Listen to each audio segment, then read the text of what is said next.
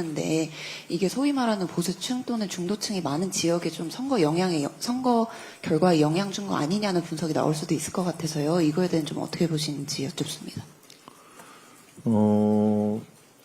근데 그게 이제 우리가 저희들도 이렇게 저렇게 투표율에 따라서 이러저런 이제 시뮬레이션을 합니다. 제가 55%를 말씀을 드렸던 것은 55% 투표율을 최저로 보고 거기에 우리들의 투표 동료라든지 뭐 이런 걸 통해서 한 2, 3%를 더 끌어올리고 뭐 사실은 내부적으로는 이런 작전들을 이제 펴는 거죠. 근데 이번 지방선거에 우리 국민들의 관심이 그만큼 좀 컸다고 생각합니다. 그렇기 때문에 60% 훌쩍 넘는 이 투표율이 과연 보수의 결집만 있었던 것이냐 그렇게 생각하지는 않습니다. 이 투표율이 낮았을 경우에 그럴 경우에 어떤 결과가 있었을까? 그래서 저는 그 부분에 대해서는 투표율이 높아졌기 때문에 접전 지역에서 우리가 패배했다? 저는 그렇게 생각하지 않습니다. 오히려 시민들의 참여가 있었기 때문에 접전 지역을 접전으로 유지했고 접전 지역 중에서 3곳을 승리했다. 저는 그렇게 보고 있습니다. 예.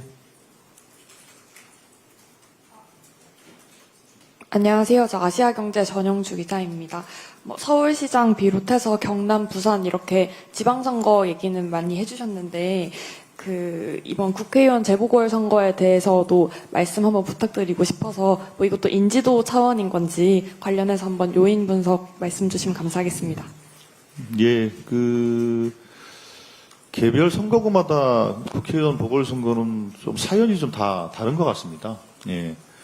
제가 재보궐선거 14곳 중에서 9곳은 뭐 어느 정도 안정적으로 유지를 하고 있고 5곳이 접전이라고 제가 말씀을 드렸고, 그 중에서 뭐 말씀을 드립니다. 뭐 대구 달성은 사실 접전이라는 조사도 있었습니다만 뭐 열세 지역인 것은 맞고요.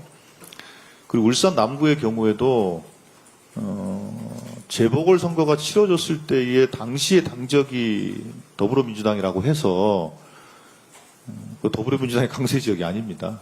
거기는 김상욱 지금 울산시장 당선자가 국회의원이 될 때는 국민의힘 소속으로 당선된 것 아닙니까? 그렇기 때문에 그 말씀을 좀 제가 드렸던 것이고, 그리고 공주 부여 청양과 부산 북갑은 전재수 그리고 박수현이라는 우리 민주당이 보유하고 있는 정말로 탁월한 정치인 있었기 때문에 승리가 가능했던 지역인 겁니다. 그래서 이 4곳은 원래 선거 지형상 사실은 쉽지 않은 지역이었다. 그리고 그 지역에서 오랫동안 전재수 의원 같은 경우에는 노무현 정부 때 국회의원, 구청장 벌써 20년을 넘게 출마한 지역입니다. 그렇게 출마하면서 쌓아온 걸 통해서 3선을 한 것이고, 박수현 후보도 마찬가지입니다. 노무현 정부 때 공천을 받았다가 탈락되고 20년을 넘게 공주부의 청에서 정치를 해서 8년 만에 재선을 한 겁니다. 그만큼 어려운 곳입니다. 이제 그 점을 제가 말씀을 드렸던 것이고, 평택은 다만 이제 이 네 곳과는 좀 사정이 분명히 다르죠. 거기에는 출마할 수 있는 어찌 보면 모든 정당의 출마자들이 출마를 했고, 어찌 보면 우당 같은 색깔의 후보 간 경쟁이 다른 정당에게 뭐 어부지리를 주는 그런 양상이 돼버린 것 같습니다. 매우 안타깝습니다. 사실은 이 선거판이 네거티브 방식이 아니라 비전과 정책을 가지고 서로 경쟁하는 구조로 갔으면 저는 이런 결과가 생기지 않았다고 생각합니다. 매우 아쉽고, 그래서 제가 이 평택을에 대한 분석을 하면서 여론조사나 이런 걸로는 우리 민주당 김영남 후보와 조국혁신당의 조국 후보가 양강이 돼서 각축하는 것처럼 보이지만 실제로는 3자가 팽팽히 진행되는 것이고 자칫하면 어부지리가 있을 것 같다라는 말씀을 해서 드렸던 것인데요. 예. 어쨌든 아쉽습니다. 예. 이 정도 됐죠? 예. 예. 마이크 좀 전해주세요.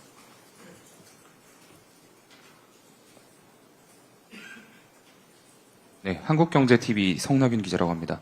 이번 지선으로 지방 권력까지 확보했다는 평가가 나옵니다. 그래서 당정청이 원보이스를 내겠다고 하셨는데, 그럼 현재 저기 상황판도 있지만 우리나라 주식시장에 대한 관심이 굉장히 높은 상황입니다. 앞으로 당 차원에서는 어떠한 전략을 가지고 추진할 주요한 목표나 입법 과제가 있다면 뭐라고 생각하시는지 궁금합니다. 예, 일단은 그 지방 정부가 왜 중요한가? 실제로 그 이재명 정부 들어서 이재명 정부는 어떤 현실 앞에 서 있냐? 뭐 다른 모든 것들은 차치하고 지역 소멸이라는 매우 심각한 위기 앞에 서 있습니다. 지금 광역단체장, 기초단체장 선출된 우리 당 당선이든 뭐 다른 정당의 당선이든지 간에 우리는 이 심각한 지방 소멸의 위기 앞에 서 있는 겁니다. 이 위기를 이재명 정부 임기 4년 동안 대통령 중앙정부와 광역기초단체장, 지방정부 그리고 각 정당들이 함께 힘을 모으지 않으면 이 지방 소멸의 위기를 막을 수가 없습니다. 그럼 더 이상 회복 불능의 상태에 갈지도 모르겠습니다. 그래서 대한민국은 잘 나가지만 지역은 소멸하는 이런 구조는 결국에는 대한민국의 성장도 멈춰 세울 수밖에 없게 될 것이라고 저는 생각합니다.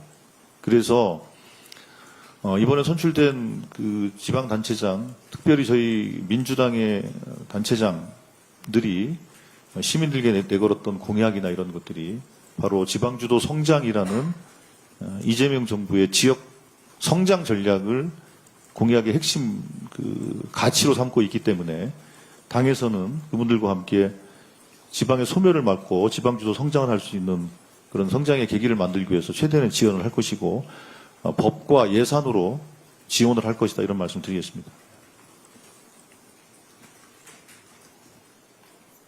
네, 뭐 이 정도 할까요? 예. 예.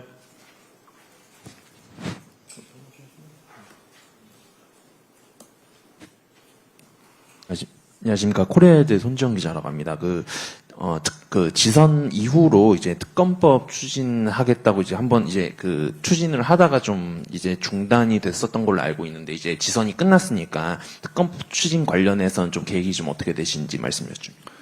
일단은 그거는 현재 뭐 법이 상정되어 있는 상태이기 때문에 그 법안을 어떻게 처리할지에 대해서는 논의가 있어야 된다고 생각합니다. 그 어떻게 처리할지에 대해서는 아직 논의해서 결론을 낸 바가 없기 때문에 어떻게 처리할지에 대해서 논의를 좀 해야 될 것 같습니다. 예.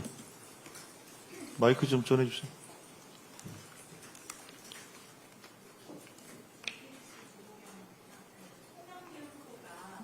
아침에 인터뷰에서 당의 선거 전략이 이재명 정부 지지율을 잘 활용하지 못했다 이렇게 평가하고 결과에 대해서는 뭐 당대표가 모든 책임을 지는 거다 이렇게 말을 했는데요. 혹시 좀 어떻게 보시는지 입장이 있으실지 어떻습니까? 예, 당연히 그 선거의 모든 책임은 대표를 포함해서 지도부가 지는 겁니다. 뭐 당연한 말씀을 왜 하셨는지는 모르겠는데, 예.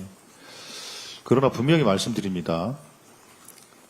이번 선거 과정에서 당의 일치된 캠페인을